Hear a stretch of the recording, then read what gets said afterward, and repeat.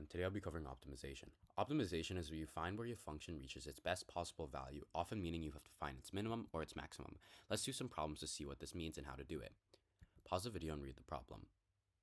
The first thing you want to do is you always want to write a function that represents the quantity that you're trying to optimize. In this case, it's area. Then we have two variables representing the dimensions of the rectangle. After that, you have your constraint equation, and we know that the rectangle has to have a perimeter of 40 cm. So 2x plus 2y is equal to 40.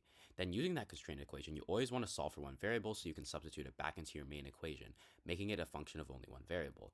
Finally, you want to differentiate and set that derivative function equal to 0, as that's where a critical point is, and that means there could be a relative minimum or maximum.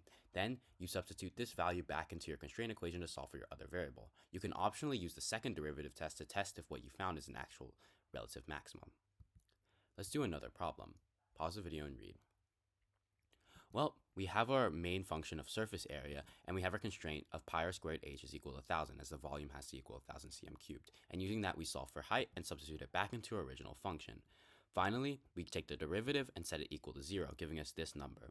Then we substitute the radius back into our constraint equation, which is solve for height, and then we get this expression for height. Let's do a slightly harder optimization problem. Pause the video and read the problem. Well, the first thing we want to do is recognize that the area of the triangle is 1/2 base times height, and we know that the base is of length x, and the height is square root of 25 minus x squared, as that's where the maximum height can be, which is when it hits the function, or the semicircle.